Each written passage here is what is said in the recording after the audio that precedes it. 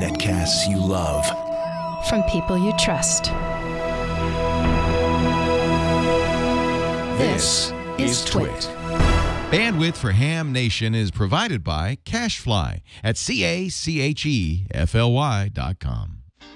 This episode of Ham Nation is brought to you by DX Engineering. DX Engineering offers practically everything you need to outfit your shack, plus the fastest shipping in the industry.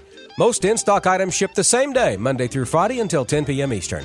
For more information, visit dxengineering.com/hamnation. And by ICOM. For more information, visit icomamerica.com/hamnation.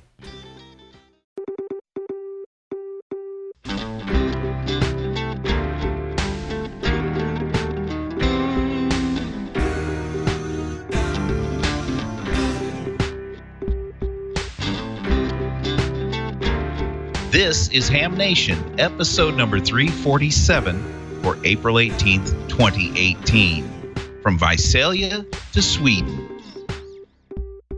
Hello, everybody. It's Bob Haehnle. Boy, we have a whole host of people on here tonight, so you want to get your pencils out because you might have to write down names. You are watching Ham Nation, and it's a show about amateur radio, and we got a bunch of goodies here today, let me tell you. With me here in Pleasant Hope in the studio is Skeeter Nash. He's like one of the celebrities of the chat room, and he also does Newsline. Good to have you here. Thank you, Bob. It's so great to be here. Yeah. I'm thrilled to be a part of the broadcast tonight. You know, my parole officers told me he was going to send somebody, and you're going to pick me up. Okay, here we are. And in studio, look who's there. We have, out in Petaluma, we have Ray Novak and Tim Duffy. How are you guys doing? Hey, we're doing great, Bob, up here in Petaluma at the Twit headquarters. It's our yearly trek up here, so we're hanging out, having a great time.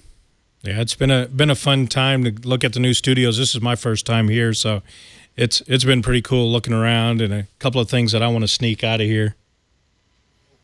Well, Leo's not there, so you might, you corral some of the guys, and around the corner you go. Well, but we want to come back and learn more about why you guys are there, because you're there for Visalia. Yes, and sir. We'll talk about that in a while, because I leave in the morning to come and join you, and we want to know more about that and Contest University and all that good stuff. So we'll come back. But we have another another player down in southern Mississippi, and that's Don Wilbanks. Don, how you doing, buddy? I'm doing fabulous. I wore my DX Engineering shirt for Tim, and Tim wore his Contest University shirt in my all-time favorite color of green, so there's some sort of synchronicity going. We may share a brain, Duffy. I'm not exactly sure, which that would be bad news for you. But nonetheless, we're going to have a great time tonight. We've got a good show. We've got Dr. Tamitha Skov live via videotape, well, recorded via videotape, and she will be in Bern, Switzerland tonight. So we've got people from all over the globe. We've got New Zealand and Australia in the chat room. We've got Dr. T in Switzerland. We've got Tim and Ray over in California. And we've just got people all over the place, Bob. Oh, and my son Tyler is in Houston. N7TMW is in Houston with the first robotics team at the championships, and I'll tell you about that coming up after Newsline. Yeah, we have a lot of things going on. Let's see who else is there. Is George still here? George, are you in the house? I am in the house tonight, Bob. It's good to be back, and good to see everyone here tonight. I've got a special little video clip I'm going to play during Smoke and Solder tonight by a guy we mentioned last week, and I don't know if Tim knew him or not. He may have. It's Clyde Haehnle. Worked. He was the last surviving engineer that worked at WLW when they were running a 500 kW superpower transmitter, and he's the one who designed the reentrant rhombic antennas that were used at Voice of America when they built that station there. So interesting video by Clyde. Just a little clip, because I did a 50-minute interview with him. But tonight we'll have just a few of the things that we talked about. That's great. He was quite an institution in WLW and all of the things they do there. My goodness.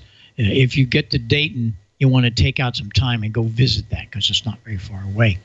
And Amanda is fighting fires, really. Her little sweetheart. Her and Jeff have really been after it. But she's going to take out a little time to join us in a while.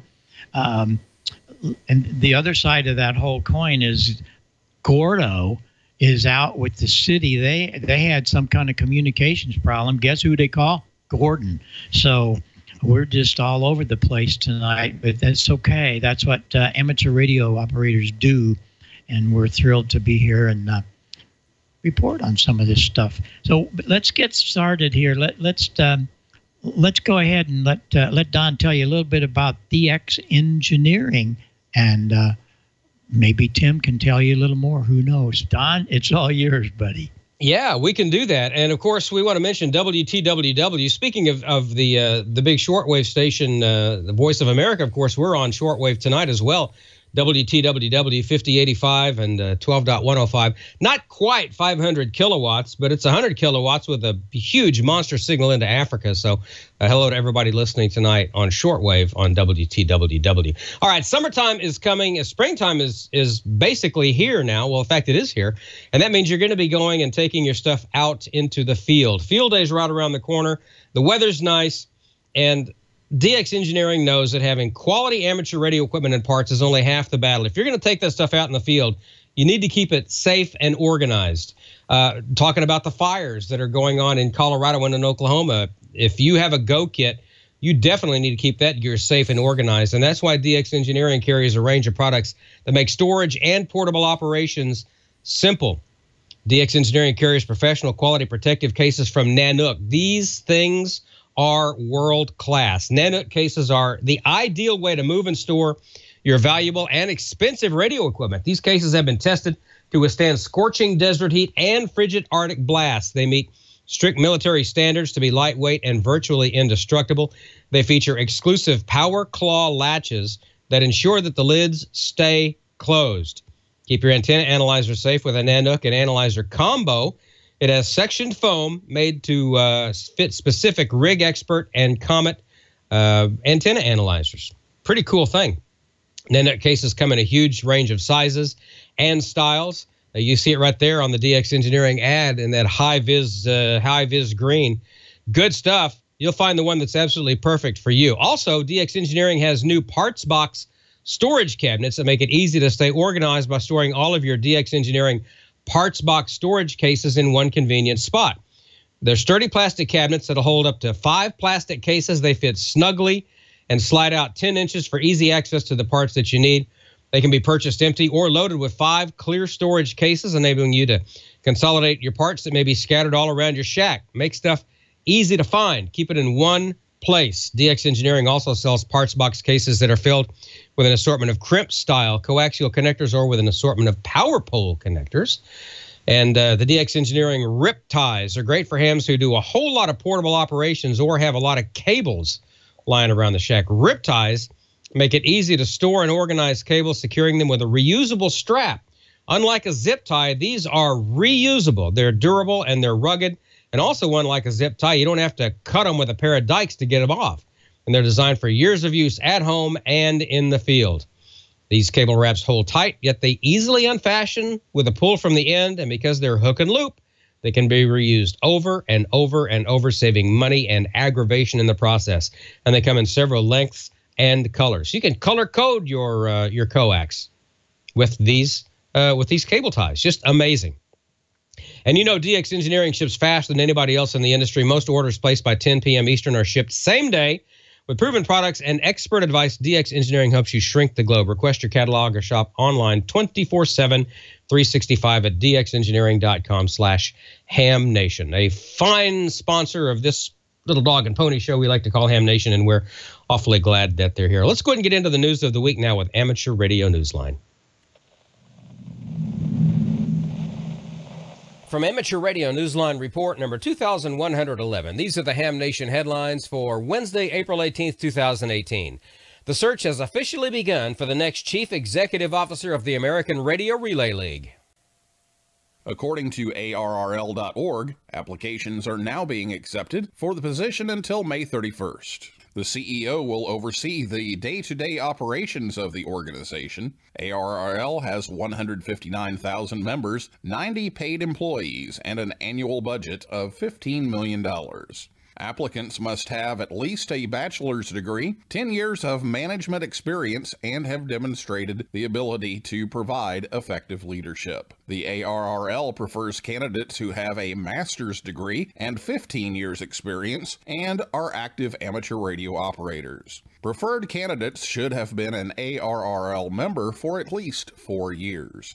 Barry Shelley, N1VXY, was named CEO after the March 2nd retirement of Tom Gallagher, NY2RG, who served in the position for 2 years. Shelley had been the Chief Financial Officer at ARRL for nearly 30 years and plans to retire himself within the next 18 months. Reporting for Amateur Radio Newsline, I'm Neil Rapp, WB9VPG. In Oklahoma, one ham has won top honors for taking his emergency preparedness to a new level. It was not quite a year ago that a deadly tornado ripped through Elk City, Oklahoma, after leaving the Texas Panhandle. While no one can ever be fully prepared for what devastation follows such events, the skill and dedication of one amateur has won him recognition from his peers. Lonnie Reisenhoover, N5CH, has been named Emergency Management Director of the Year for the Southwest Oklahoma region. Lonnie is the Emergency Management Director for Beckham County, but those who nominated him pointed out that his hard work doesn't stop where the county line ends. Tillman County Emergency Manager Randy Hazley nominated Lonnie for his work to safeguard residents, most particularly during the tornado that swept through the region in May of 2017. He noted that Lonnie was already hard at work well before the tornado arrived, coordinating with first responders and partner agencies. He remained active with search and rescue in the aftermath. We here at Newsline congratulate Lonnie for a job well done. For Amateur Radio Newsline, I'm Mike Askins, KE5CXP. The broadcast and amateur communities are mourning the loss of a Cincinnati area radio historian. The radio world has lost a treasured figure in America's broadcast history. Veteran broadcast engineer Clyde Haehnle was often described as the living embodiment of Cincinnati area broadcasting. Clyde had a role in building some of the Crosley broadcast innovations during his tenure at WLW, the big station just down the road from what is now the Voice of America Museum in Westchester, Ohio. He was 95 years old at the time of his death on Sunday, April 8th, but as a story on WVXU.org noted, quote, his eyes always glowed like an old radio tube, end quote, when he walked about the Voice of America complex or WLW's transmitter, which sent out 500,000 watts during World War II. He'd been a board member of the National Voice of America Museum, which named a meeting space in his honor in 2016. He was one of the biggest bolsters of the VOA Museum's Bethany Relay Station. Clyde Haehnle will be missed by hams and non-hams alike. It's mid-April, right at the halfway point in the nominating period for the 2018 Bill Pasternak WA6ITF Amateur Radio Newsline Young Ham of the Year Award. You'll find full information and the nominating form on our website, www.arnewsline.org. Just look at the top under the YHOTY tab. For the rest of this week's Amateur Radio News, please listen to the full Amateur Radio Newsline report online on a repeater near you or on shortwave radio station WTWW at 9930 and 5085 kilohertz. And that's all from the Amateur Radio Newsline, your independent source for amateur radio news for 4 decades and counting at www.arnewsline.org. With Neil Rapp, WB9VPG, Mike Askins, KE5CXP, Karen Eve Murray, KD2GUT at the news desk in New York, and our news team across the globe, I'm Don Wilbanks, AE5DW. 7-3. We'll see you next time here on Ham Nation. Now here's the solar update with Dr. Tamitha Scove. We have a new active region that's rotating into Earth view off the east limb that brings some good news for you amateur radio operators. And a dark coronal hole is about to rotate into the Earth strike zone, and it should bring some good news for you aurora photographers too. Those stories and more in the news this week. Hello from Bern, Switzerland. We are here in this gorgeous hotel room doing a slightly different forecast this week because I'm not in my studio. So as you can see, things are a little bit different. I've got Halo CME standing off in the corner over here. Of course, he's so mysterious, he won't actually come and say hi on camera. So anyway, he's sitting here grading me to make sure I do my forecast all right. But we're here because of the ISSI team meeting, and it's on stealth CMEs, which is so important to everyone because those are the solar storms that blow off and are so quiet and near invisible. And if we can predict how or figure out how to predict these structures, we will make a huge foray into space weather forecasting. So, getting to the forecast, there is a new region on the sun's east limb. You can see it building right here. This is going to be a very nice boost to the solar flux for you amateur radio operators and emergency responders, and that hopefully will stay active all the way for about 2 weeks until it rotates off the west limb.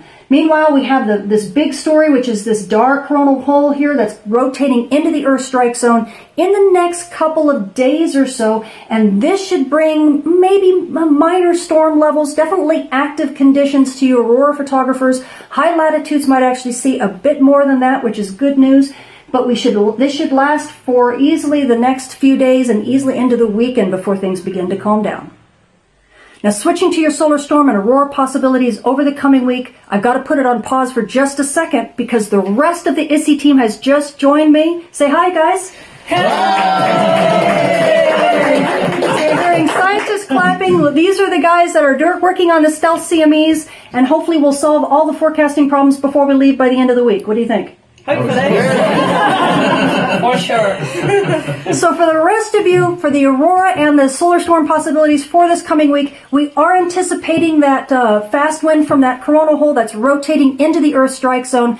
NOAA at high latitudes expecting unsettled to active conditions with actually about a 35% chance of a major storm over the next couple days. Now at mid latitudes, we're only expecting unsettled conditions. But because this coronal hole is kind of collapsing, it's kind of hard to tell, it's not real well formed, we could actually bump up to minor storm conditions for a short while. So the aurora will likely be elusive, but those at mid-latitudes, you do have a chance if you stay on your toes. Switching to your solar flare and particle radiation storm outlook over the coming week, everything is still in the green when it comes to solar flares. I know I sound like a broken record, but this is what the story is as we approach solar minimum. We do have about 3 bright regions on the solar disk, the Earth-facing disk right now, but we still have a spotless sun because these regions have kind of decayed a bit. But we are hopeful that region 2706, which is the new region on the sun's east limb, it's bumped up our solar flux just enough to put us back into marginal conditions for you amateur radio operators and emergency responders. So you guys have a good chance on the day side to enjoy some okay propagation. And then on the night side, of course, you're going to have to deal with some solar storm issues, but if it's not too intense, then maybe the propagation will work there for you as well. Plus, you get to take advantage of auroral propagation. So you amateur radio operators should be pretty happy overall. You GPS operators might be having a couple issues here and there because we are having some low-level flaring, but it shouldn't be much to worry about. And although there haven't been many solar storms as of late, we've still got some beautiful aurora shots from different parts of the world. And it's my honor to be able to say I've got members of the ISSI team who are going to introduce these photos. So I'm SL Yardley on Twitter, and here you can see there's some photos from Karen here, from my neck of the woods. So this is from Shetland, Scotland, and you can see this beautiful aurora even as far down as Scotland. I'm Erika from Finland, Erika Pal on Twitter, and as we move from Scotland towards the west, we can see some beautiful aurora in Iceland. Perfect. Yay! I'm Andrei Zhukov from Brussels, and this is an aurora from Manitoba, Canada. Thank you. Give yourself a hand and take a bow, please, because you guys did a fantastic job. So the space weather this week is really picking up. We have a new region that's rotating into Earth view off the sun's east limb that should give us a boost to the solar flux for you amateur radio operators and emergency responders. But it doesn't pose a risk for M flares right now, so you GPS operators should also be enjoying some clean signals here on the day side. Now, for you aurora photographers, we do have that dark coronal hole that's going to be rotating into the Earth strike zone here in the next day or so, and it'll give you a decent chance for aurora, especially at high latitudes, and maybe even down to mid-latitudes, if you guys stay on your toes. I'm Tamitha Skov. Thank you for watching. Oh, what a treat to see all of Dr. Skov's colleagues there joining her on camera. You know, STEM education is so important in school. STEM is what it's all about. You study science, technology, engineering, and math, and you apply yourself, and you too can can be a solar physicist like Dr. Scove. You can do anything you want. And speaking of STEM, I have some information from Jason McCord, WX4XW, sent me this flyer. It is about a special event station, W4T, Whiskey 4 Tango, and it is Friday, April 20th, so it's just in a couple of days, 8 a.m. to 2 p.m. from Johnson City, Tennessee. They'll be demonstrating and presenting different modes, bands, and a basic amateur radio class. They'll be on HF, VHF, DMR, and other modes. You can get on and you can talk with 3rd and 4th graders. HF, CW, FT8, and phone, also 2-meter simplex and a couple of repeaters there in that area. 70 centimeters as well. DMR worldwide and nationwide on 3100. But just look for the look for a spot for Whiskey 4 Tango, and you'll get that. It's Towns Acres Elementary School STEM Day. They're in Johnson City, Tennessee. And speaking of STEM, my son Tyler, N7TMW, he's all about the robotics, and right now his team, Team Chaos 1421, is in Houston, Texas, at the first Robotics Championships. And there is a link. In fact, I'm going to drop that link in the chat room right now. I also have the link on the Facebook page for Ham Nation, where you can watch live. And they got there today. They left at 4:00 this morning, and go on down to the next one. The next box down. Okay, they're not there. That is the live box right there that you're seeing. The one there. Yeah, field streams. But they're not on live right now. They had practice matches on there earlier, and Tyler's team, Chaos 21 or 1421, they won their match with a dying battery. They went through the New Orleans regionals undefeated, so they're getting a good start in the Houston Championships. So cross your fingers and wish them well, and you can go on and watch that. The link is fairly easy to remember: firstchampionship.org. / whatever it is, watch-live, and it's in the chat room and also on the Facebook page. So good luck to Tyler, N7TMW, and Team Chaos 1421 as they go for the gold in Houston. Very proud, very, very proud of my son, and I know you guys are too, and that's why I so enjoy sharing his exploits with you. Just the best. Well, let's get a word now from ICOM, and then we'll turn things over to George, and we'll see a little bit more on Clyde Haehnle. Advanced technology for advanced communications. Communicating has never been more fun than with ICOM. From D-Star to SDR, ICOM uses the most advanced technology in their radios. The SDR you've been asking for is here. ICOM's new IC7610 is a high-performance SDR with the ability to pick out the faintest signals, even in the presence of stronger adjacent signals. The new ICOM IC7610 is a direct sampling, software-defined radio that will change the world's definition of a SDR transceiver. RF direct sampling system, 110 RMDR, independent dual receivers, and dual digicell.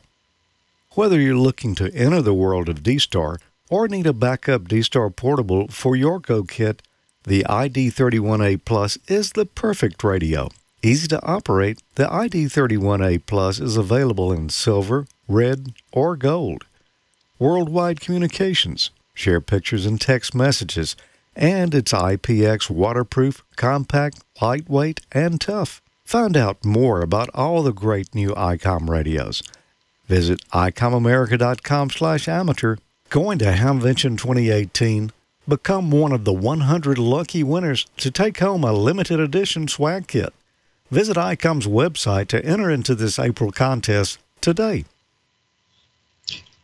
And you can tune in and enter to win after each episode of Ham Nation. Go to icomamerica.com/hamnation. Register to win some great swag prizes like t-shirts and hats. While you're there, learn how you could win in the monthly grand prize drawing for a new radio. And for April, that radio is going to be the ICOM ID5100A, innovative 2-meter, 70-centimeter mobile with touchscreen.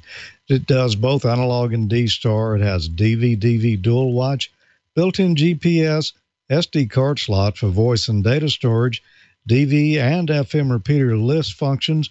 There's an available Bluetooth and Android app available. So go to icomamerica.com/hamnation after this and each episode and register to win. Sign up, good luck, and don't forget to follow ICOM America Inc. on Facebook and Twitter. And one thing I want to mention here is May the 5th, I believe that is a Saturday, at 9 a.m. at the Lafayette Science Museum in Lafayette, Louisiana. There'll be a Triple D plus one event. It's going to be a big D-Star presentation there. They're going to have a lot of speakers talk about different areas of D-Star, answer a lot of questions, talk about a lot of the gear that's available. Just all kinds of great speakers, all the top folks in the world of D-Star. Plan to be there May 5th at 9 a.m. if you're in the area. If you're not, well, we'll be live streaming it at live.amateurlogic.tv. Tommy and I will be there, and we'll be carrying the whole event live. More details as that approaches. But do try, if you can make it and you're in the area, come on down. They're going to have jambalaya and pastalaya as well. So May the 5th, 9 a.m., big event down in Lafayette, Louisiana. Well, tonight I've got a video here. It's just a segment of a 50-minute interview that I did with Clyde Haehnle back in 2014. He was 91 when this interview was shot. Clyde passed away a couple of weeks ago here at age 95. I wish I had posted this earlier, but it's just kind of been sitting in the cans, and got busy in the last couple of weeks. Got it all edited, and it's posted now. But here's a little preview tonight. Just a few of the things that Clyde and I talked about back in 2014.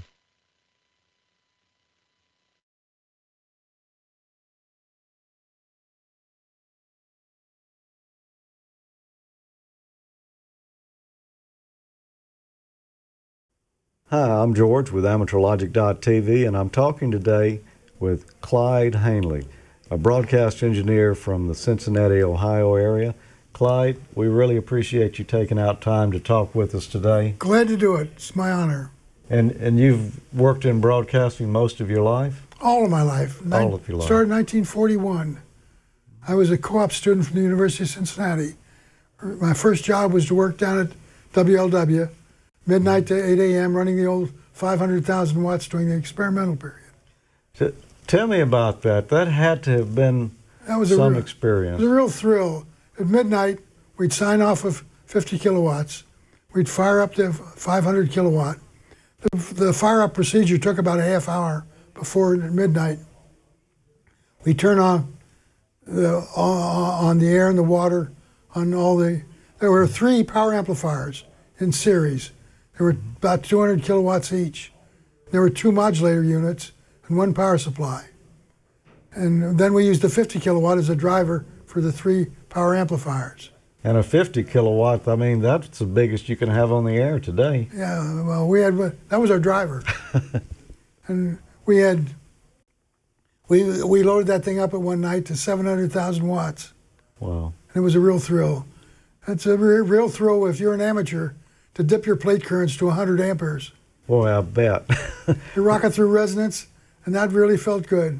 What kind of voltage plate voltage did that 15 run? kilovolts. 15K. We had 24 tubes. There were 898As. They were 100 kilowatts each. 7.5 kilowatts just to light the filament on each tube. And we had 30 gallons per minute of water to cool the anodes. Wow. It's a 6-phase on the filaments. 7.5 kilowatts. So, what was your first job there? Well, at that time, to get the distilled water up to the plate anode voltage, we had to use Pyrex pipe. Mm-hmm. There were none of these ceramic isolating coils available at that time. And I was only about 100 pounds.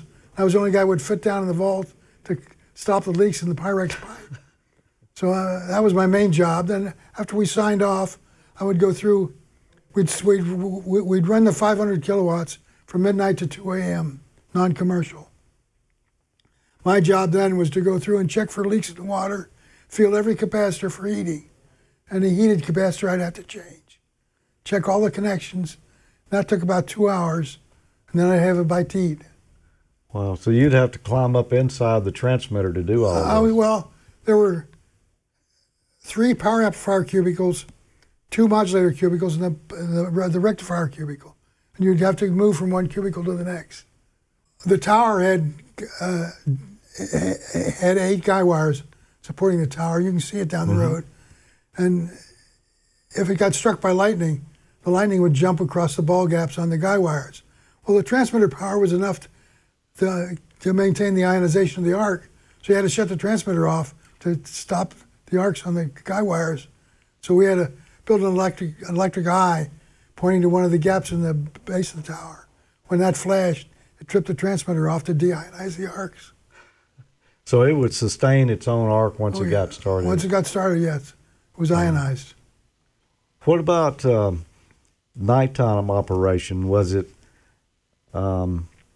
did you get, I guess you would send out QSL cards, but did you get reports from quite a distance? Australia?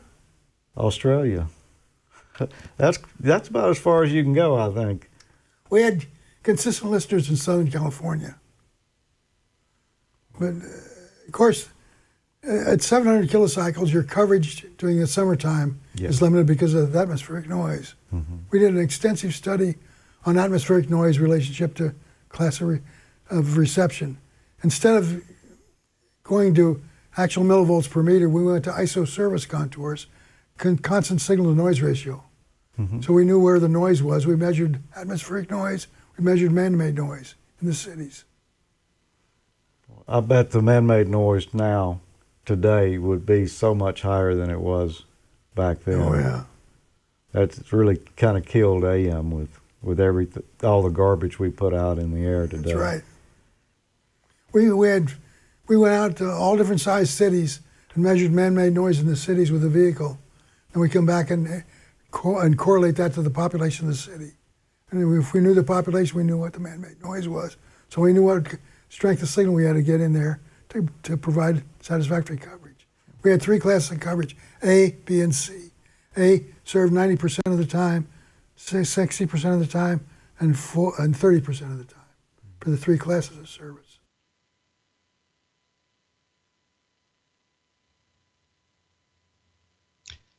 That was quite an interesting afternoon when we shot that. It was on a Saturday afternoon during Hamvention back in 2014. I want to thank the people at the National VOA Museum for helping us make contact with Clyde and arranging for us to meet there and shoot that. That just barely scratched the surface of what we talked about. He had so many great stories from WLW and, actually hands-on operating that transmitter, hands-on reaching around and filling inside of it after it had been on the air to see if anything got too warm. And the Voice of America, he was there when that was built. He designed the reentrant rhombic antennas that they originally used there. And so much more. He was in television as well. Clyde had an amazing career, and I thoroughly enjoyed the chance to chat with him and document a little bit of it. So if you get a chance, go over to amateurlogic.tv and watch that interview. 50 minutes, but I guarantee you, 50 minutes well worth taking time out for. Also, we did a tour, I think it was 2013, of the Voice of America Museum, and got quite a good information on it as too. You can find that at the same address there, or you can find it on YouTube. Just search for VOA Museum. Should come right up. Some really interesting history there in the Cincinnati area for broadcasting. Who would have thought, sitting right there, that so many great things would happen. Well, last week I asked a question that I said the answer was right inside this book right here. What it was, if your transmitter operates with 100 watts and your antenna has a 4 dB gain, what is your effective radiated power? Well, we had a number of folks get it right, and a number of folks really nowhere near close on it. But if you look right here in this book, Bob's got some great information.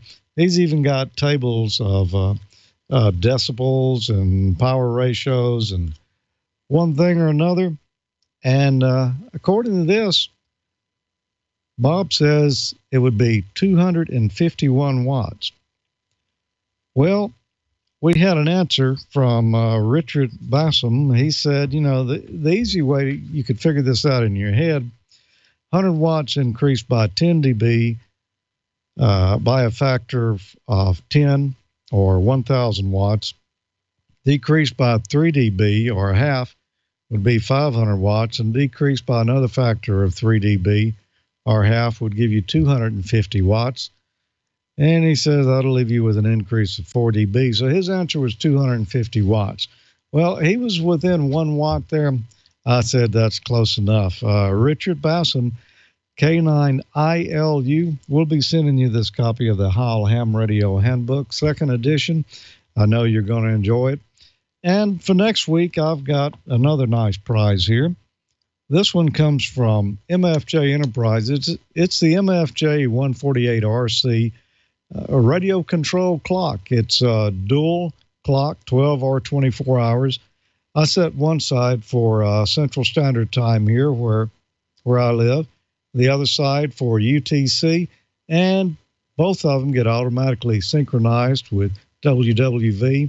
There's also a built-in 10-minute ID timer, a great clock, a really perfect operating aid to have in your shack. Well, if you'd like to win this, I've got a question here, and this, well, I'll tell you where I'm going to get the answer from. And I really couldn't find it documented anywhere else. But Clyde told a story about this. That was a 500 kilowatt RCA transmitter. One time they loaded it up to see what they could get out of it. It was a little more than 500 kW. If you knew how much it was, how many kilowatts did they get out of that old RCA1 transmitter? Well, send your answer to me at hamnationcontest@gmail.com, and we might read your name and answer next week.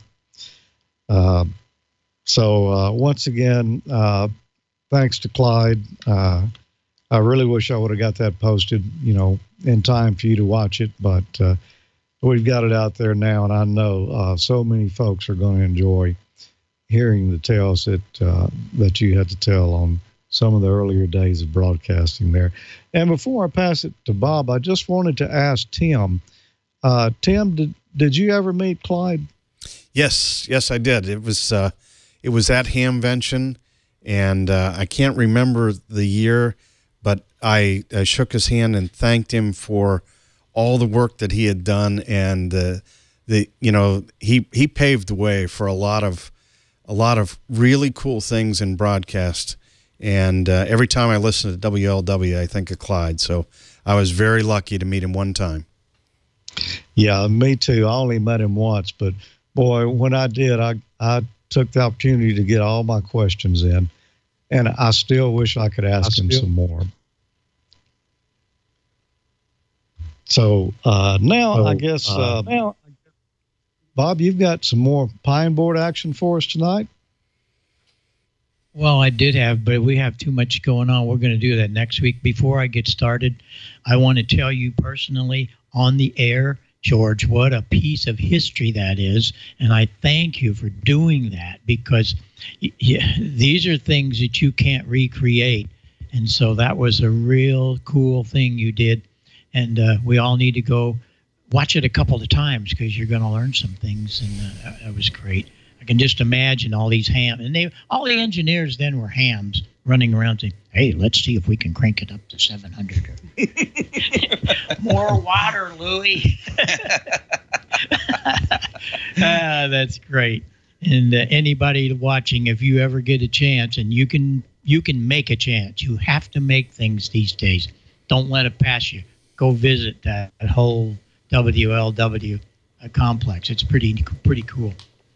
And I want to, before we get over to our other guest, I want to remind everybody, if you didn't hear, that ARRL passed W6OBB, and I have to say that I was a friend of his.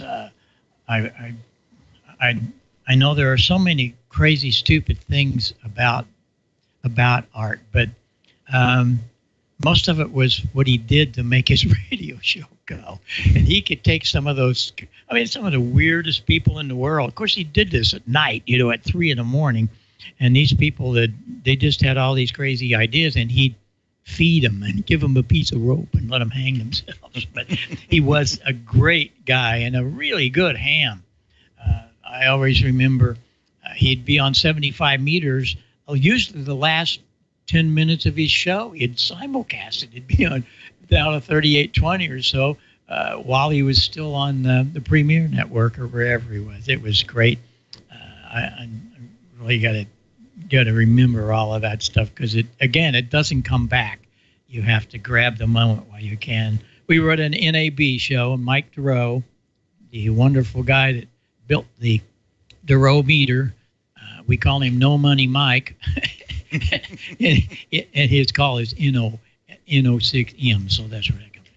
Anyway, he said, "Hey, let's go out the desert and see 6OBB." So we did, and it was great. We had a good time. Had a huge loop, and he had a loop on his RV. Had a little, they're about a foot long fiberglass poles around the top of his RV, and had a loop. Typical ham radio. So what can I tell you? But talk about guys that do stuff like that. There's two of them sitting over here in the I guess we could say the Mike DeRoe studio, because he was one that built that transmitter. Let's go see what Tim Duffy and Ray Novak have for us. Are you guys doing okay? Hey, we're doing great, Bob. We, there's so much going on in amateur radio, period, today. I mean, the FT8 craze that's going on in the digital world, and all the new equipment that's coming out. And now it's springtime. We're getting into things like Visalia. Dayton will be here before we know it. And speaking of Dayton, Ray, this is our 12th year of Contest University. Seems like it was just yesterday. Just when yesterday. You and I started talking about this. And, 12 years, ICOM America has been the featured keystone sponsor. Contest University wouldn't have happened without Ray Novak's commitment. And so, Victor, let's go into the slide deck and talk just a little bit about what goes on at Contest University in Dayton. And the website, contestuniversity.com, is the place to go. All of the information is there. And let's take a look under the hood a little bit here real quick. And this year it's on May 17th, and it starts promptly at 7 o'clock in the morning with a beautiful breakfast, and then we have lunch, and there will be over 20 different presentations. And this is all downtown at the Crown Plaza.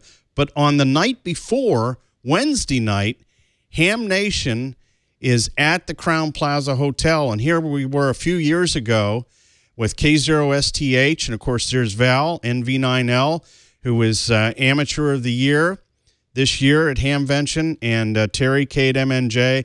But Ham Nation is live with Bob Haehnle at the Crown Plaza, and then we have a pizza party afterwards here on Wednesday night. And this is what it looks like on Thursday morning with over 300 students for Contest University. 3 screens. It's beautiful, and then it's split up into 4 different classrooms. And if we go further here, Victor, this just shows you how many people attend. They attend from all over the world. Some of them are first-timers. Here's some of the professors, including there's Ray, N9JA, and Joel Harrison, W5ZN, a former ARRL president, Lots of talented professors that teach these classes during the day at Contest University. And go ahead, Victor. Another shot. Here's Will, AA4WJ from ICOM, along with Joel. Looks like a real good subject that's going on right there with just the intense stares that both of them have. Very intense. Very intense. It's got to be good information shared there. Absolutely. And we're really pleased, in addition to ICOM and DX Engineering, the Northern California DX Foundation takes care of all the scholarships for those 25 years old and younger that want to attend. So you can hit the Contact Us button. Here are some of the professors and students taking a look at the textbook that comes along with it. They don't look like they got the scholarship, though.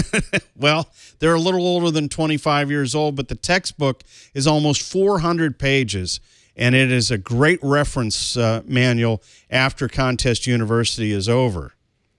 And you can always get past year's textbooks by just going on to dxengineering.com, and they're available there as well.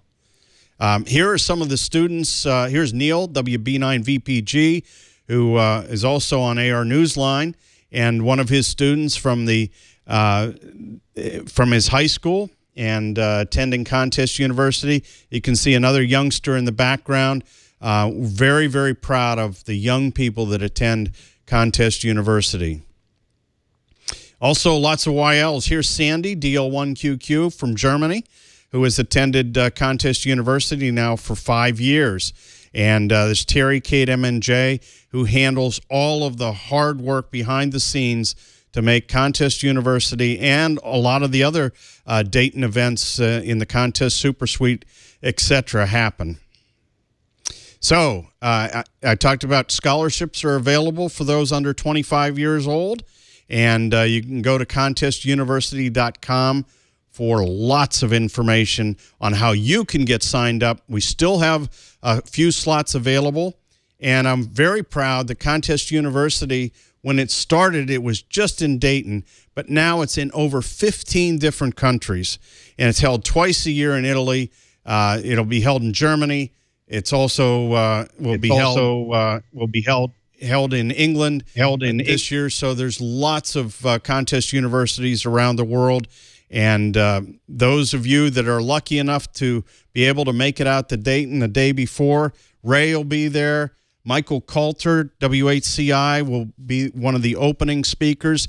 And I saw in the chat room, somebody said, well, how do we get Jerry Ellsworth? Well, Jerry Ellsworth's coming to Contest University.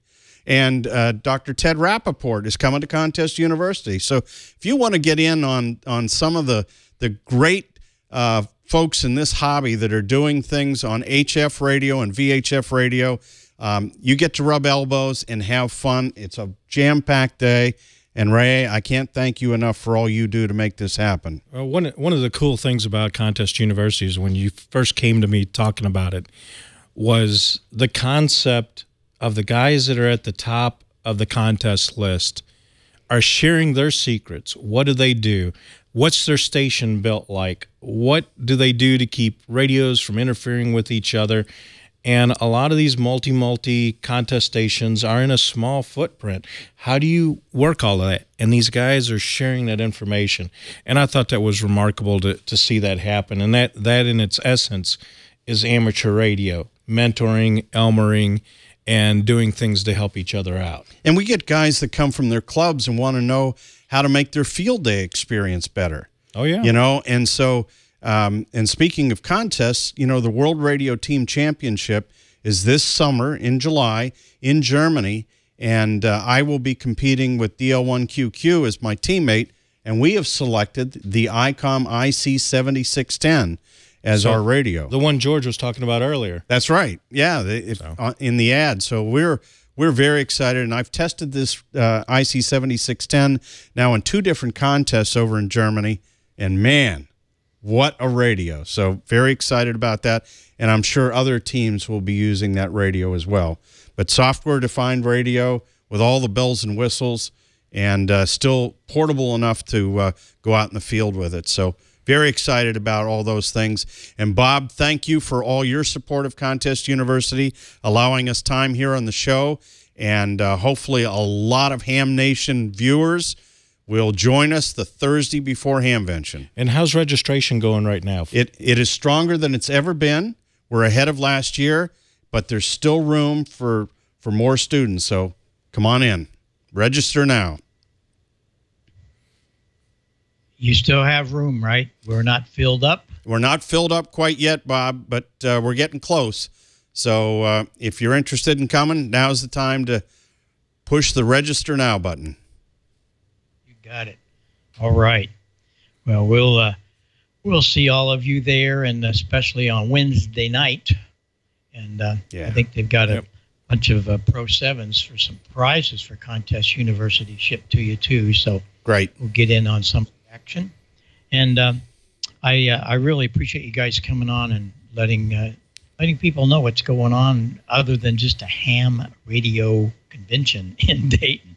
You go there, yeah, it's a convention, but man, there's so much going on in the peripheral of that place, and you just have to make sure you know what you want to do when you go there, because it's a wonderful, wonderful convention, and we're happy about it. I'm really happy about the new digs. What do you think about that, Ray and Tim? What you like Xenia?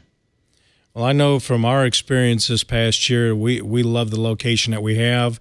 It's great to be in a facility that is open air like that. We don't have to fight smoke from the cooking of the burgers or the burning of the burgers and everything else about that environment. It's just so much better. And to take a look at what the club did in less than 6 months, to go from, hey, you guys don't have a place, to what we had in May, that was remarkable. Bob, I'm on the phone just about every week with Michael Coulter and Ron, KD8ENJ, the general chair down there, and these guys are working so hard. Last year was the first year, but this year it's going to be even better. They had their kinks. They had some things to work out, and I think they've done an incredible job. And I'll tell you what, there were a lot of people that said last year, I'm not going to come. I'm going to give them a year to kind of figure things out. I think that attendance could be a record setter this year, just with all of the people talking about it. And from what Michael tells me, ticket sales are way ahead of where they were last year. So I think this is going to be an exciting year at Hamvention. We're really excited about it. So we will be there in our normal spot, which is, I think, Building 5. And I know we're doing a contest for commemorative Hamvention 2018 ICOM swag. So on our website, you can log in and register, and then we'll have a random drawing for, I think, 100 people to get commemorative ICOM and Hamvention 2018 T-shirts, caps, and a few other items as well in a nice carry bag.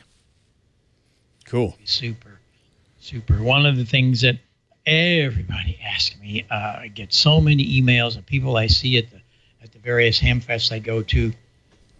What are they going to do about the flea market? Well, they've already worked on the flea market. You have any late word on that, Tim? I do. They have been really doing some things to the flea market grounds to prepare. In fact, I'm hopeful I'm going to go down and get a preview look, and maybe we can take some video that we can share here on Ham Nation. I hope to get down there and just show everybody ahead of time that they have done some real changes to make the flea market better this year. Great. Well, we will see all of you there. One thing that's happening this weekend I forgot to mention earlier is the Shrine Hamfest in Kansas City. It is a great Hamfest. Unfortunately, it falls when Visalia comes up, so I don't get to go too often. Once in a while, they change dates, but anybody in the Midwest, make it to Kansas City to the Shrine Auditorium. It's really a good Hamfest, so you want to go there.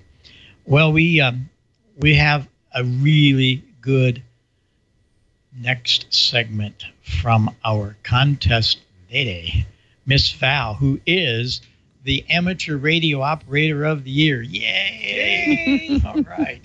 Ah, no pressure. Hey, thanks, Bob.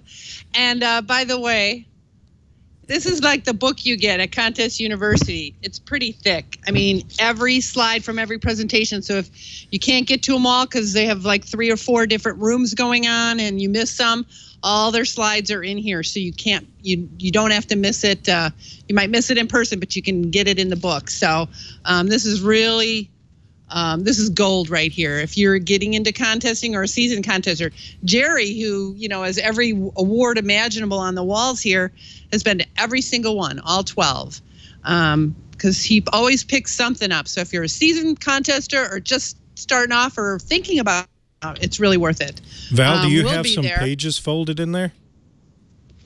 It looked like you had a few pages folded to go back to real quick. Yeah, I mean, there's everything. Yeah, I mean, there's everything in here on water. I mean, it's just everything. It's cool. Anyway, I'm going to do, I've had some requests. It's been about 4 years since I did this. I can't believe that, but LOTW. Since then, I'm sure a lot of you are new hams or new to HF or new to contesting. And this is my, I'm going to start re-airing my LOTW, getting it installed and set up. And if you follow these videos, it's not intimidating at all. Here's, if you want to follow along and maybe do it as I'm airing the video, you'll be 1/3 of the way there, or 1/2 way there to getting LOTW installed. So go ahead and roll this video. LOTW, how to get it installed, part 1. Now, we've all heard of the wonders of the world, and for many of you it seems that LOTW is one of them. Well, don't worry, I'm going to talk you through it. Here is step 1 on how to get set up on LOTW. First thing you're going to want to do is type into Google LOTW, and that should show these options here. You're going to want to pick that one at the top, which is www.arrl.org/logbook-of-the-world. So when you click that, it should bring you here to Logbook of the World. Now towards the bottom there, you'll see that Logbook of the World links. Go down there and in blue see Getting Started with LOTW. Click that. And that's going to bring you here to what I call the nerve center of LOTW. So you might want to make this page a favorite to refer back to it another time. Now go ahead and click that number 1 there that says download and install TQSL. That stands for Trusted QSL. You may also need to make sure that your firewall or security will allow you to download an EXE or executable file. Now this brings you to this screen where you pick the operating system that you're running. Since I'm running Windows 7, I'm going to select that first blue Here button. And it's going to download. You'll see it there downloading in the lower left-hand corner. Now when that is done downloading, I'm just going to double-click on that, and up pops this box. And this is just a security pop-up box that's asking me if I want to go ahead and run the program. Now I do, so I'm going to go ahead and select Run. If you don't see this pop-up box come up, you may need to enable your pop-ups in your internet settings. And that's going to bring you to the Trusted QSL Setup Wizard. Now you're going to want to click the Next button here, which will bring you to the Terms and Conditions. Go ahead and read those and accept them. And then hit the Next button. Now this is where it's going to give you the destination folder it's created. If you want something else, you're going to go ahead and type that in up above there. And it's also going to let you know that it's going to create a desktop shortcut for you, and you want to go ahead and leave that clicked. And go ahead and hit the Next button. And here's where it's going to ask you if you want to go ahead and install the program, which you do. So go ahead and click Install. And you're going to see it start to install there for you. And that's it. Just click the Finish button and you're done installing the TQSL, and there's an overview or quick start of LOTW for you to read. Okay, once you close that document out, go ahead and double click your brand new icon TQSL on your desktop that you just created. And it's going to ask you to go ahead and read that introduction information and then click OK. And that's where it's going to notice that it does not have your call sign certificate on file, and it's going to ask you if you want to request your certificate at this time, which you do, so you're going to click yes there. Now here's where you put in all your personal information. You're going to want to start with your call sign. I'm using my daughter's. She's never had a certificate before. Put the country you're from in there, and then also that start date it's going to ask you for. Now I know my daughter's call sign is a brand new call sign. No one's ever had that sign before, so I can leave that 1945 date and leave the end date alone. Now if you do have a call sign that someone has held before you, make sure you put the proper start date that you got your call sign. Fill in all the rest of your personal information there so they can go ahead and get you that certificate.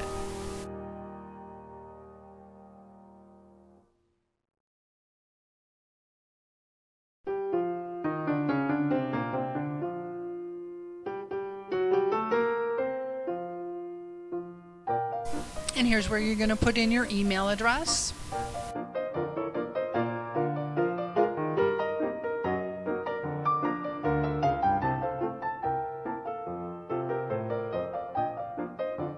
And last thing, it's going to ask you for your password, and it's going to ask for you to confirm that password.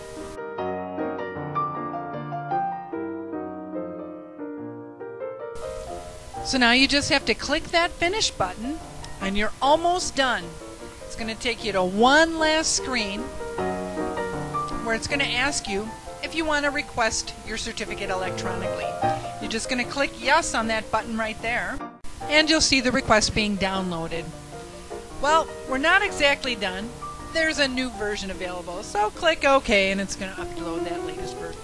And this is the last screen you'll see. It's your confirmation that you requested your call sign certificate. I blurred it out so you couldn't see the address. And all you have to do now is wait by your mailbox for your postcard to arrive. It's going to have a password and instructions on how to upload your call sign certificate. And there's part 1 of LOTW. See, it's pretty easy. And if you guys are outside of the U.S., you do need to send an email to LOTW-help@ARRL.org and attach to it a scanned copy of your license along with a government-issued ID that shows your name and your address. Now, if there's other sensitive information, you can blur that out, but attach those 2 documents. Send that to LOTW-help@ARRL if you're outside of the U.S., and then they will send you an email and give you a password and a login. So get ready, get started, so you can be on LOTW. And once you get the card in the mail, I'll show the next step in a week or 2, so you'll see what to do once you get your card. So now I'm going to switch gears, and I'm going to put on my social director hat. Because I didn't know you guys were even talking about Hamvention, and so I'm going to be talking about it as well. And first thing, let me go and put this up here.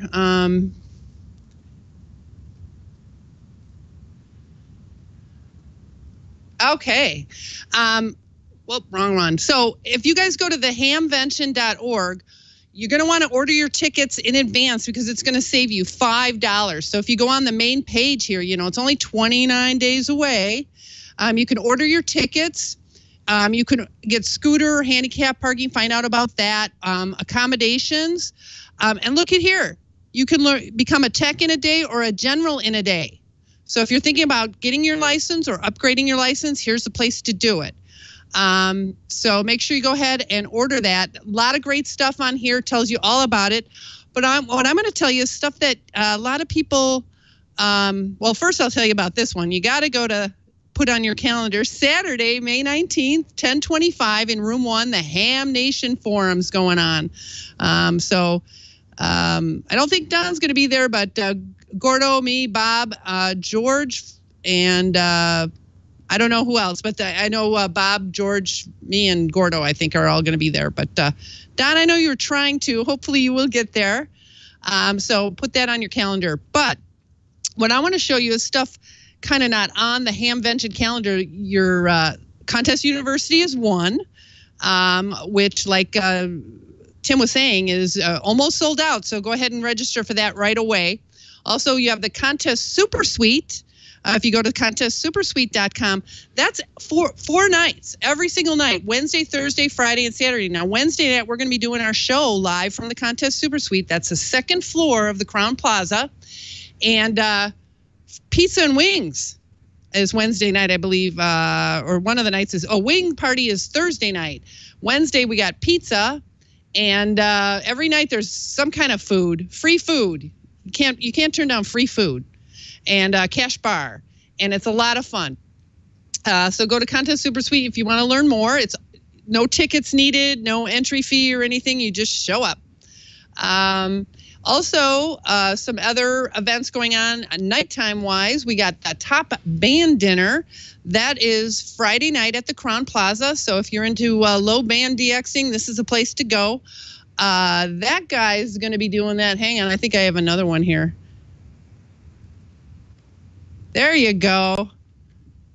Keynote speaker. Who's that handsome guy? Jerry's going to be talking at the Top Band Dinner. So that should be pretty fun. Also, register here if you just go to topbanddinner.com. That's Friday night. Also Friday night. Oh, one more picture. Also Friday night. Now, normally it's Spurious Emissions, but this year there's a new band because we lost a couple of the band members. I'm sure it was artistic differences, probably not, and they're going to be called By the Numbers. They're going to be Friday night right after the Top Band Dinner in the ballroom. Now, even if you don't go to the Top Band Dinner, you can head on over there. It's about 10 o'clock at night, I believe they go on, and they have 2 screens up. They're going to take regular songs and rearrange the lyrics to be ham radio inspired. So it's a lot of fun. Everybody has a blast at this. And again, that's also free. So mark your calendars for that at the Crown on the second floor. And then right after is the free pizza. So you can't miss that one. Also, Saturday night is the Dayton Contest Dinner. Now, Tim, are there tickets still available for the contest dinner? Yes, there are. All right. You can go right to the website. Okay, so just go to contestdinner.com. I know that fills up really fast, so if you're even thinking about going, buy your ticket now. You can always sell it if you can't go because they're easy to sell. Let me tell you that. And when you buy a ticket, I think you get an entry for the grand prize at the contest dinner. And the grand prize would be the ICOM's platinum sponsor. The 7610. It is a brand new in the box, IC 7610. Nice. Thank you, ICOM. Very nice. We can use that. Yeah. Also, Saturday night, if you're into DXing, Swodexa, they have their DX dinner at the Marriott on Saturday night. That's a big event. Just go to Swodexa, Sierra Whiskey Oscar Delta X-Ray Alpha events.org. Swodexa events.org. And then there's other cool stuff that people don't even think about. You know, a lot of people, they go to the Hamvention during the day and they miss all the fun nighttime stuff. You know, they have AMSAT's got some stuff going on. You know, I know there's a Ritty dinner at the Spaghetti Warehouse on Thursday night. D-Star has something at Marianne's Pizza Thursday night as well. So if you're into D-Star, just go onto Hamvention and you go under attendees and go to event schedule. And all kinds of cool stuff for something that you might be interested in. You know, all the different dinners, the Flex Radio, they have an event. So make sure you go there so you can fill your nights as well as your days. This one's not on the Dayton website, but if you're into QRP, they have the 5 days in May. 5 days in May, that's a big thing that they have right there in Fairborn. Yeah, Fairborn, I think it is. You know, those first few exits just west of where the 2 interstates intersect. At the Holiday Inn there, I believe. Yeah, the Holiday Inn in Fairborn. It's full, but there's a bunch of hotels right near there. It's where all those hotels are on that one exit. And that'll fill your nights as well. They have stuff going on every night. Thursday, they have stuff going on during the day. So if you're a QRPer, this sounds like the thing for you. And then after you're done at Hamvention, they have stuff going on at night as well. So a lot of cool stuff. And hopefully you guys will have fun at Hamvention. So, and I did want to say a shout out to Art Bell, man. I listened to Coast on AM radio back in the day. That was always fun listening to all the UFO stories and stuff like that. And that's a really sad one to lose, as well as Clyde. So but that's all I got for this week. And hopefully I'll see you guys at a lot of the social events taking place at Hamvention. So let's hand it over to our hero of the night, Amanda. Oh, hey, you forgot one thing. You forgot one thing. What did I forget? 11:30 Saturday, 11:30 Saturday, 2 blocks across the street at the Fox Theater. I'm doing a theater organ concert. Oh, you are? How did I miss that?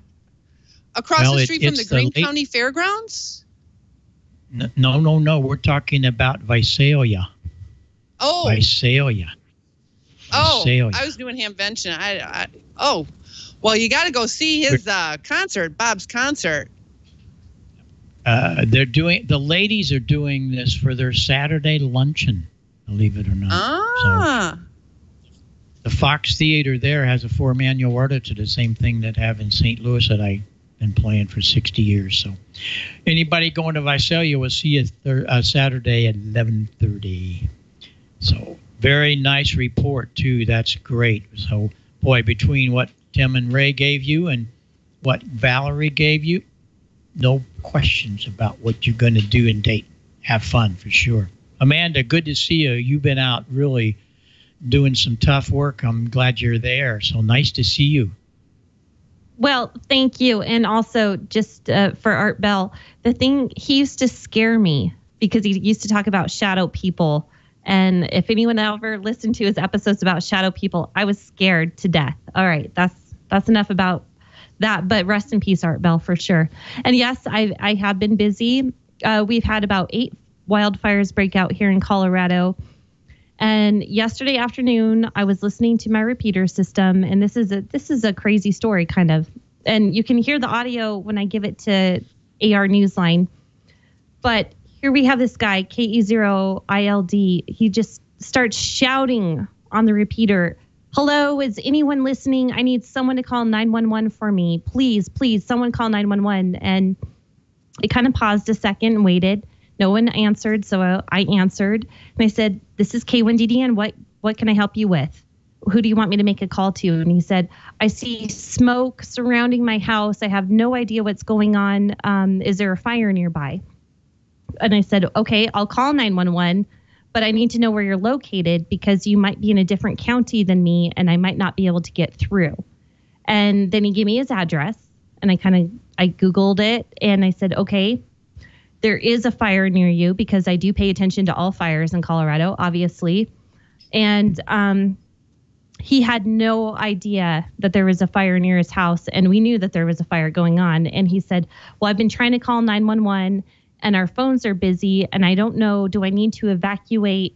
What should I do?" I said, of course, I'm getting a little bit nervous at this time. And I said, "I don't know. Let me call El Paso County Dispatch, which is a county away from me. And obviously I can't call 911 from here in Fremont County because it's going to go to my dispatch center. So I know that." And I quickly start tweeting a lot of agencies. And I finally found El Paso County's dispatch line and called them and gave them this person's address and said he needs to know if he's in the evacuation zone. He can't get through to anybody and he hasn't received a 911 reverse call. And they said, "No, he's not in the evacuation zone. He should be okay where he is." I said, "Okay, I'll tell him that." I get back on the repeater system. I call him. I tell him, "I think you're safe. They said that you're not in the evacuation zone." And as I'm saying that, my phone starts ringing and it's the same number that I called. And they said, "You need to tell him to get out right now. He is in dire danger." And this guy had no idea. And so I'm like, "Okay, you stay on the line. I'll call him." And I called him back on the radio and I said, KE0ILD, his name was Ron. I said, you need to get out right now. Grab your family. You cannot save anything. You need to just get out. And he said, okay, I'm going to do that. We're going to head out, and I might knock on some neighbors' doors. And Jeff was listening, and he said, Jeff jumped on and he said, do not do that. Get out. There are flames coming towards you. And it was no joke. The house, we were listening to the fire operations, and seriously, about 2 blocks away from him, we heard a house on his same block was in flames, and they were trying to save it. So here I am, nervous, wondering, he didn't call back on the repeater. He just said he was going to grab his family and go. And I'm just worried the whole time, wondering, did he get out? I hope he didn't try to be a hero. I just hope he got out. And dispatch called me back again saying, do you know if he left? We need to know. The phone systems are obviously not working. They were going door to door. Do we need to stop at his house? I said, I don't know. I haven't heard from him. And finally, 30 minutes later, he calls in and says, this is KE0ILD. My family and I are out safe. And I started to cry because I was so worried. But he did make it out. We don't know about his house. And I have not talked to him on the repeater since. I've been calling him on the hour, every hour, asking if anyone hears him, please let him get a hold of me. There are reporters that are interested in his story as well. And I still haven't heard from him. But I know that he is out safe. And they said that they saw flames near his house where they were at. And they weren't sure if it was going to make it. So I really hope that his house is still up. But he is out safe, and he had no idea that there was any evacuations because the reverse 911 did not work. So anyhow, Ron is safe and his family is safe. We don't know about his house, and I'm waiting to hear back about that. So it was, I'm not a dispatcher, so I'm not used to those kind of things, but it was a crazy story, and I'm just glad he was safe for sure. So other than that, the wildfires are crazy here. Jeff is possibly headed to Baca County, which is 5 hours away, and they have about 48,000 acres burnt up there. And the fire I was just speaking of is 42,000 acres and 23 homes lost. So it's been a crazy day. It was a red flag day, which means that it's very high gusty winds and low humidity, which makes for horrible fire situations. So a lot of times even trains can start fires during those situations, and it's usually very devastating and very quick. And when areas can help, they can, but these fires move so quickly, it's by the time anything gets contained, it's already over. All right, so let's go to some questions. I didn't get any questions for Tim, but I did get this great question for Ray, and it's nice to have you both on the show tonight. KM1Z Fran wants to know, has anyone ever replaced the finals in an IC706? And I said, well, I haven't, but I bet Ray knows what's going on with those. And she says, I've got one with dead finals. Is there anything she can do with that? Well, I know Fran pretty good, and unfortunately, the finals that are in that radio were bipolar transistors, and those become very rare. So if he can find a pair of them, they're probably going to be $150 to $200 for the set to do it. But really need to take a look and see what else might have gone out in the circuit to take those out. Very good. And I know those are very popular radios still, so everyone loves their 706s. And Tim, nice to see you tonight. Tell us some things. What's coming out new in DX Engineering? I bet we can expect a spring catalog soon and all that good stuff, right? Oh, yeah, absolutely. We've been working hard on a number of things, and that catalog will come out of Dayton. But one of the things I wanted to show is, Bob Haehnle has purple as the official Haehnle sound color, and this year we thought, well, let's make it purple. So this is the Contest University purple book bag that comes with every student registration. So, Amanda, you're going to see somewhere between 35 and 40 new products at Dayton. We've been just off the charts busy. And one other thing about Bob's Visalia organ playing on Saturday, there's a lot of events down at Visalia, and especially for HF operators. And Jerry Ellsworth will be there. In fact, Jerry and I are on a panel discussion on Saturday afternoon. They've got a great DX forum. Marty Lane will be there talking about Kosovo, the brand new country that just got put on the air. So there's a lot of great stuff going on in Visalia, California, at the Visalia Convention Center. So Ray and I will be there, and over 1,000 other amateur radio operators. So if you're not doing anything and you're close, come on down to Visalia. It's actually a real nice, laid-back type show, and you really get to spend some quality time with people, especially during the 2 attitude adjustment hours. Yep, it's great. There's a lot of dinners. I'll be at the contest dinner on Friday night. I'm the keynote speaker there. So there's a lot of stuff going on. It's a great event. And Bob, travel safe. Oh, yes. Yeah, we all to all the things that happen. Visalia it's not a huge convention, but it's the most important, I tell you, because all the big DX and contest guys are there. And we're going to bring this to you after 2 years. It's been really something, but it's quite a product. Finally get to hear receivers. And it's, all receivers are fine, but their audio leaves much to be desired. Speakers, all that. Bluetooth doesn't make it. It's too much distortion. So we're really excited about the parametric receive system, and we're going to introduce it at Visalia. So we'll see. I got a really great demonstration, so we'll make that happen. And anybody else that's there, be sure and let us know. And we'll look forward to seeing you there. I really appreciate everybody being here. This has been a fun night. Victor's probably over there looking at the clock going, now what do I do? But, hey, Theo's out of town. So we run the clock over. Thanks for being there, guys. That's really good. I wish I could join you, but couldn't do it this year. But maybe next year we can make that happen. And I'm glad you're safe, Amanda. That's great. And Valerie, what a wonderful job. There's a lot of work to put all that stuff together. Good grief. So well, that was a rerun. What a great thing this has worked out. Yes, I appreciate it. Bob, I grew up 40 miles north of Visalia in Fresno, but I didn't become a ham until a few years ago when I was living in Arkansas. So I had no idea that this convention was going on down there. There you go. Okay, well, we're going to let Victor go home. But we got one other little thing we got to come up with a title, but we'll make that happen here in a little bit. Thanks, everybody. This has been great. I have two things. First of all, I think that Jerry and Gordo should get into the sexy legs contest. Not even kidding. Jerry, that was a good photo, huh? I hope he's blushing because seriously, it's a competition.